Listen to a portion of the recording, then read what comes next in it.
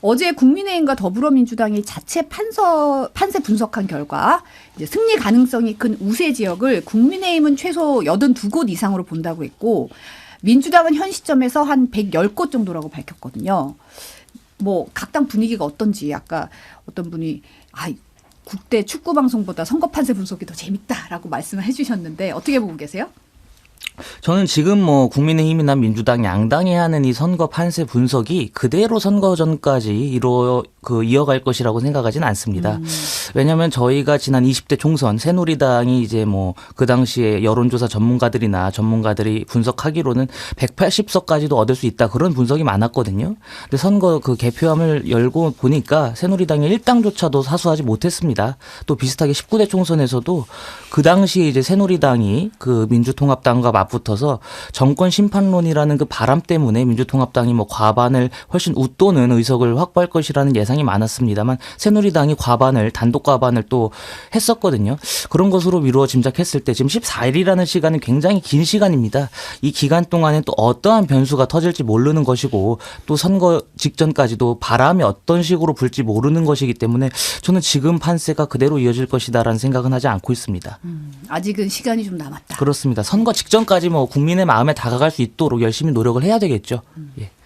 저도 뭐 이제 남은 시간이 사실 선거에서는 굉장히 긴 시간이에요. 뭐 2주라는 시간이 정말 2년 같은 시간이 될 수 있다 이런 생각을 하고 있는데 뭐 막판까지 뭐 언행이라던가 부적절한 언행을 하지 않도록 후보자들이 조심만 한다면 정권 심판론을 가지고 치르는 선거인 만큼 제1야당으로서 좀 좋은 성적을 거둘 수 있지 않을까라는 기대는 나름 하고 있습니다.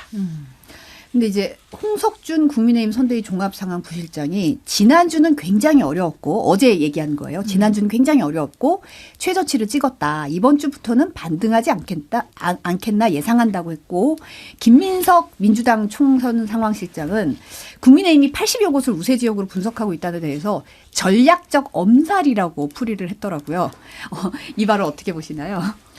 저희가 최저점을 찍은 건 맞는 것 같습니다. 일단 이종섭 대사 그리고 황상무 수석과 관련한 논란 때문에 국민들이 이제 비판적인 시각으로 바라보시고 저희를 향한 지지를 좀 철회하신 부분이 있는데 그러한 그 이슈들이 지금 해소가 됐거든요, 사실은. 그리고 이종섭 대사 같은 경우에는 이종섭 대사의 개인적인 문제, 뭐 정부의 임명 그런 것들이 문제라기보다는 공수처의 무능이라는 그 실정 자체가 드러나고 있기 때문에 저는 저희 국민의힘이 최저점을 찍었다. 그리고 이제 반등할 여지가 남았다라고 생각을 하고 있습니다. 그래서 비슷한 얘기로 제가 말씀을 드리면 이제 앞으로는 국민의힘이 저희가 정부 여당이기 때문에 정책적인 면에서 승부를 볼 수 있는 부분이 민주당에 비해서 월등히 많습니다. 한동훈 위원장도 오늘 아침에 이제 긴급 기자회견을 열고 하면서 정책 결과 그리고 그 앞으로의 방향에 대해서 발표를 하셨고 또 앞으로도 계속 비슷하게 정책적인 그 선거 전에 저희가 돌입하겠다라는 의지를 지금 표명한 상태거든요. 그렇기 때문에 저희는 최저점을 찍은 상황이고 반면에 민주당은 지금 이재명 대표가 어떠한 행보를 계속 보이냐면 조국 대표와의 그 선명성 경쟁 때문인지는 몰라도 굉장히 그 강성 발언과 그 어떻게 보면 국민들 눈에 비춰지기에 조금 도가 지나친 언사들을 이어가고 계시거든요. 그러한 리스크가 민주당에서도 터져나올 것이 많다라는 생각을 갖고 있습니다. 그렇기 때문에 뭐 저희가 반등하지 않겠나라고 예상을 실현으로 만들기 위해서는 최선을 다해야 되는 상황 아닌가 하는 생각은 갖고 있습니다. 근데 확실히 국민의힘이 뭐 엄살을 피우든 엄살을 피우지 않든 간에 어려운 상황인 건 맞는 것 같아요. 왜냐하면 저는 그런 그 위기감을 국민의힘이 굉장히 느끼고 있다라는 게 어디서 보이냐면 한동훈 비대위원장의 행보에서 보이는 것 같거든요.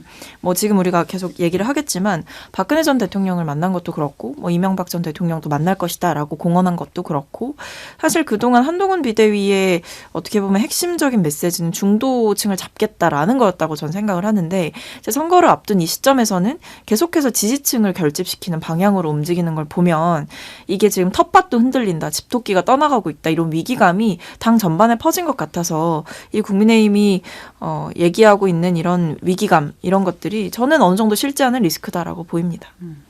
핵심 승부처죠. 수도권에서 전체 122석 의석 가운데 경합 우세 지역으로 국민의힘은 20개를 받고 민주당은 87개로 각각 파악하고 있는 걸로 나왔어요. 근데 이제 지난 총선과 비교했을 때 보면 이 분석이 국민의힘은 4석을 더 가져오는 것으로 보고 있는 거고 민주당은 16 정도 낮춰서 굉장히 보수적으로 보고 봤더라고요.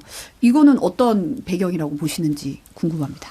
지난 총선에서 저희가 수도권에서 획득한 의석보다 4석을 더 가져오는 것을 파악했다. 이것은 저는 굉장히 잘못된 판단이라고 생각합니다. 지난 총선에서 저희가 참패하지 않았습니까?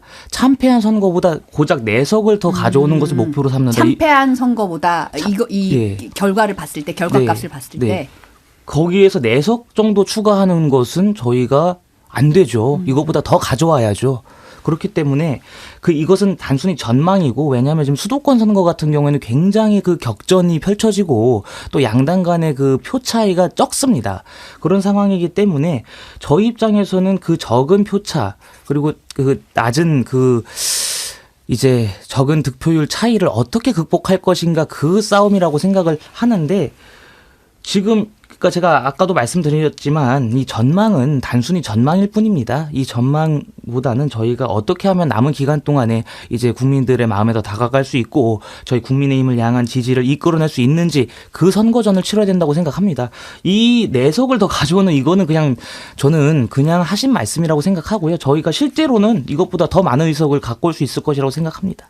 이제 보수적인 전망치인 것 네, 같긴 네. 해요. 왜냐하면 지금 60곳 정도 안팎이 어떻게 보면 뚜렷하게 드러나고 있지 않은 상황이어서 이제 좀 보수적인 네. 수치로 보고 있긴 한데, 박성민 최고는 어떻게 보세요?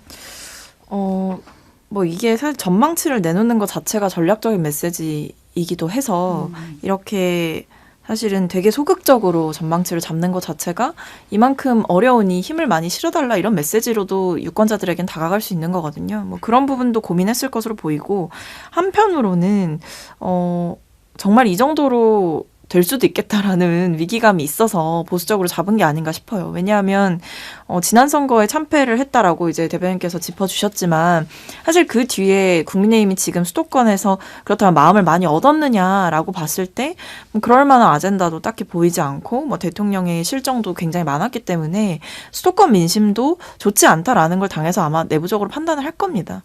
저는 그런 것들이 종합적으로 작용한 결과가 아닌가 싶어요. 사실 국민의힘에서는 수도권 위기론 얘기 좀 계속 나오고 있는 상황이긴 해요. 어떻게 보면 지난달 말만 하더라도 국민의힘 공천은 상당히 좀 무소음이다 하고 이제 민주당에서 좀 잡음이 좀 들리면서 판세가 어떻게 될까 했는데, 지금 불과 보름 사이에 굉장히 분위기가 좀 많이 바뀌었거든요. 어떻게 보면 이제 위기론이 불거진 이유, 어떻게 당내에서는 어떻게 보고 있어요? 말씀 그대로가 뭐냐면, 위기론은 지금 나온 겁니다. 근데 저희 말씀하신 것처럼 지난달에는 위기론이 없었죠. 이 위기론이라는 것은 제가 볼 때는 단 하루 사이에도 바뀔 수가 있어요. 하루 사이에도. 하루 사이에도 당장 내일, 다음 주만 되더라도 이제 민주당이 우리가 위기다, 이러다가 민주당이 선거에서 참패할 수도 있겠다라는 예상이 충분히 나올 수 있습니다. 왜냐하면 지금 또 수도권 같은 경우에는 집값 문제나 이 전세 사기 피해자 이런 이슈들이 굉장히 연관이 많이 되어 있습니다. 그런데 지금 민주당에서 최근에 공천된 후보들 중에 이제 갭 투기 의혹이 있는 후보들, 그리고 자산 증식에 있어서 수많은 의혹이 존재하는 후보들이 존재하거든요, 지금. 그러한 후보들을 민주당이 조금 처리를 하지 않는다면 저는 오히려 그 수도권에서의 야당을 향한 심판, 그리고 지난 문재인 정권 때부터 이어져 온 그 부동산 문제, 그것을 향한 심판론이 다시 일어날 것이라고 생각합니다. 이 수도권 위기론을 비롯해서 이번 선거 예측은, 그래서 제가 계속 말씀드리는 거예요. 지금 상황에서는 전망을 할 필요가 없다. 지금 전망해도 순식간에 바뀔 수가 있다라는 생각입니다. 근데 오히려 사실 수도권에서는 지금 최근에 대파 논란도 있었고, 지금 이제 오죽하면 대파가 윤석열 대통령을 심판할 거다, 이런 밈까지 온라인상에서 만들어지고 있고, 심지어 서병수 의원, 그러니까 국민의힘 의원조차도 내부에다 쓴소리를 하고 있는 상황이잖아요.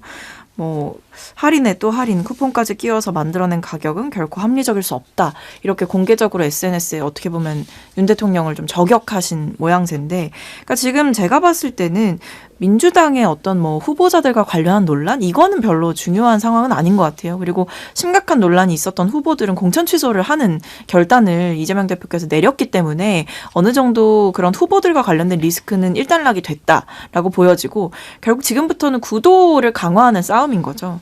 근데 이 구도를 강화하는 데 있어서 이렇게 불이 탈 때도 장작을 계속 넣어줘야 불이 타듯이, 어떻게 보면 그 장작들을 대통령께서 계속 넣어주고 있어요. 정권 심판론에 불 붙이고 있는 게 사실 다른 누구도 아닌 윤 대통령이거든요.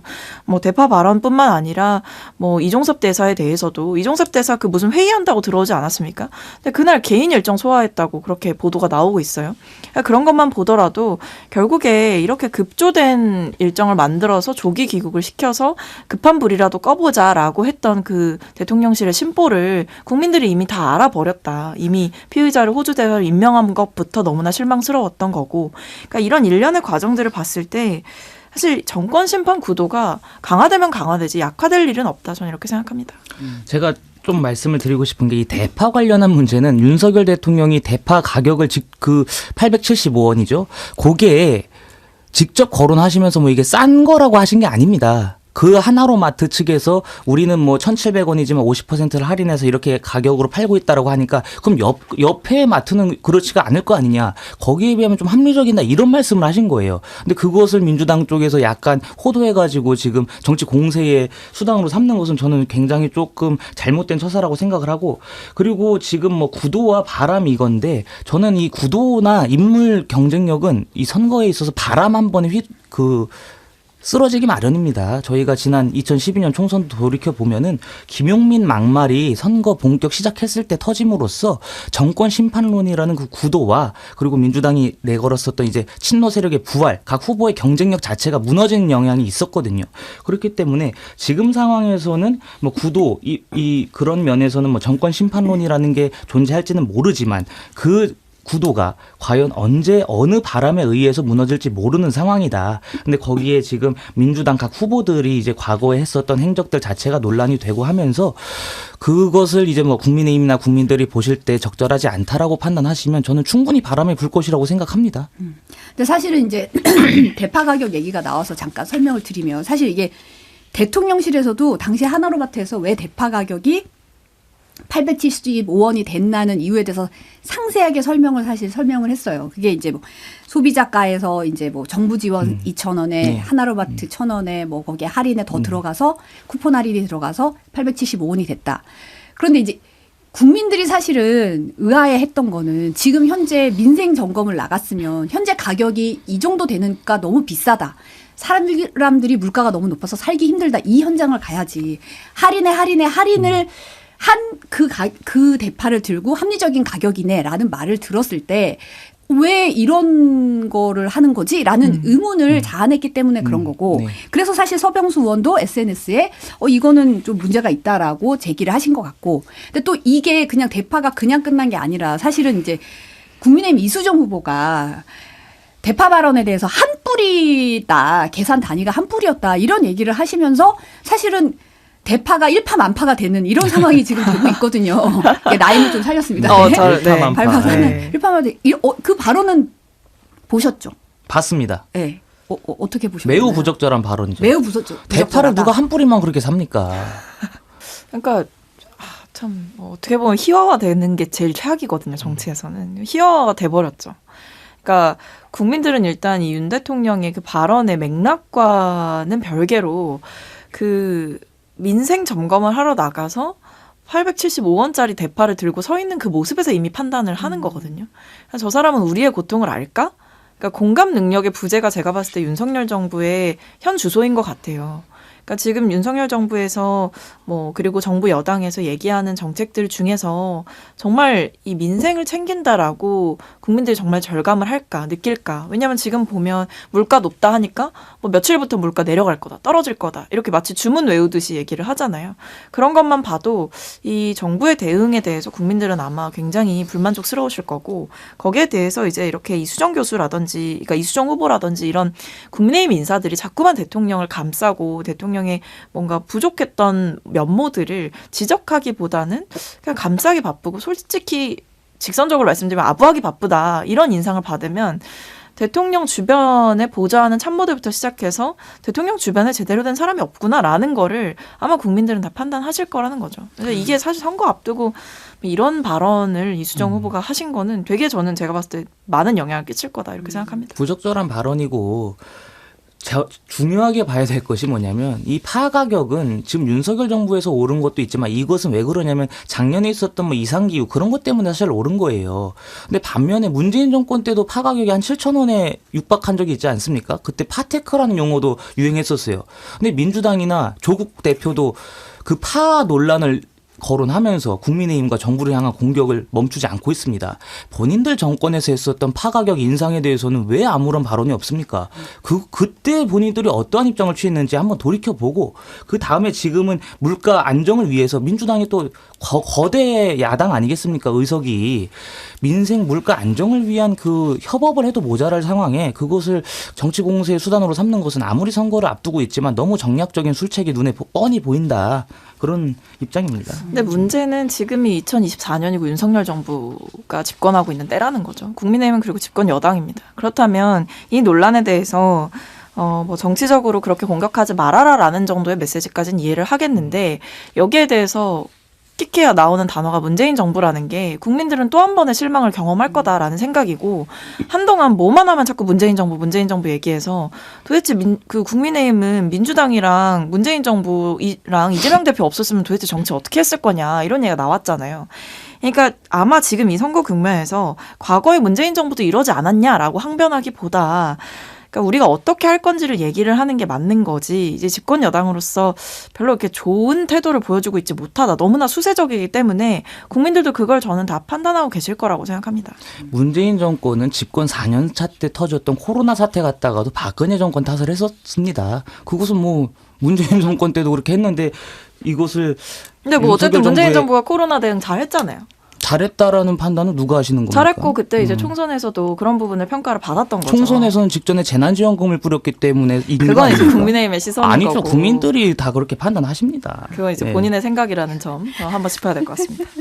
지금 사실은 이제 대파에 대해서 이제 사실 이수정 후보가 사실 부적절한 발언이라고 말씀을 하셨는데 네. 이제 SNS에 확인해 보니 반짝 대박 세일이 맞다라고 인정을 하면서 비교적 공식적이지 않은 유튜브 방송에서 관련 보도를 정확히 확인하지 못한 채 사회자의 리드에 따라 언급한 것이라고 설명을 했어요. 그러면서 이제 92살 친정 어머니와 93살 시아버지 장까지 보는데 대파 가격을 모르겠냐. 오늘도 장을 보러 간다고 이제 그러면서 이제 제발 좀 본일에 집중해 달라고 SNS에 메시지를 올리셨거든요. 그러면서 이제 또 뭐 영상을 대파 관련된 영상도 올렸는데 이거는 이제 좀 정책 공약에 집중하기 위해서 뭐 불필요한 논란 중단하겠다라면서 영상을 내렸더라고요. 근데 어떻게 보면은 이제 이 논란이 사실은 이제 그냥 멈추는 게 아니라 좀 퍼지게 된 것도 사실 이런 발언들이 계속 이어지면서라는 생각이 좀 들긴 하거든요. 지금 계속해서 이런 논란을 확대하고 재생산하는 것은 어떻게 보면은 민주당의 그 전략에 말려 들어가는 것이거든요. 근데 지금 이수정 교수가 그러한 민주당의 어떻게 보면 정략적인 그 술수에 함정에 빠지신 게 아닌가라는 생각을 좀 합니다. 이수정 후보죠. 그러니까 이수정 후보께서 늦었지만 지금이라도 그 자신의 지역구 선거에 좀 열중하면서 관련된 그 실언 그런 것들을 좀 하지 않으시도록 선거 전략을 다시 세우셔야 된다고 저는 봅니다. 그 경기 수원 같은 경우가 이제 저희가 어려운 도전지라는 생각을 해서 수원도 어떻게 보면 하나의 그 벨트를 형성해서 국민의힘 입장에서는 좀 중량감 있는 인사들을 공천한 부분이 있거든요. 거기에 한 요소예요. 이수정 후보도. 그렇기 때문에 지금 수원을 저희가 반드시 탈환을 해야 되는 지역이기 때문에 그 지역에서 어떻게 하면은 주변 그 옆에 있는 지역구 후보들과의 연대를 통해서 바람을 일으킬까 그 생각을 조금 하셨으면 좋겠습니다. 근데 그러니까 이게 매를 번다라고 하죠 보통. 그러니까 이 논란을 종식시키기보다는 이 논란을 계속해서 안 좋은 방식으로 더 키우고 있기 때문에 국민의힘 입장에서는 속이 좀 새까맣게 탈 것 같다라는 생각이고 본질에 집중하지 않은 건 사실 그 누구도 아닌 이수정 후보 본인이라는 생각입니다. 그러니까 그리고 저는 구태여 그 본인이 출연한 방송에 대해서 뭐 비교적 공식적이지 않은 유튜브 방송에서라고 언급을 하시고 사회자의 리드에 따라 언급했다라고 하면서 사회자에게로 책임을 돌리는 거는 되게 좀 정치인으로서 비겁하다는 생각이 들고요. 여기에 대해서 본질에 집중하지 못했던 건 사실 대통령을 옹호하기 바빴기 때문에 한 뿌리라는 발언을 꺼낸 것 것도 이제 본인의 좀 부족한 태도였던 거고, 만약에 본질을 집중했다고 한다면 본인도 그런 뿌리 발언이 나올 게 아니라 이 물가에 대해서 나도 유권자들을 만났더니 굉장히 좀 힘들어 하시더라. 정부가 이런 걸 좀 해야 될 것 같다. 라면서 오히려 정책적인 방향으로 풀어갈 수 있는 기회도 본인한테 있었던 거예요. 근데 그 기회를 놓친 것도 후보 본인입니다. 근데 이제 와서 유튜브 채널이나 진행자 탓을 하면서 약간 이상한 이제 어떻게 보면 대파 격파 이런 것들을 올리시는 거는 좀 국민 눈높이에 맞지 않는 처사죠.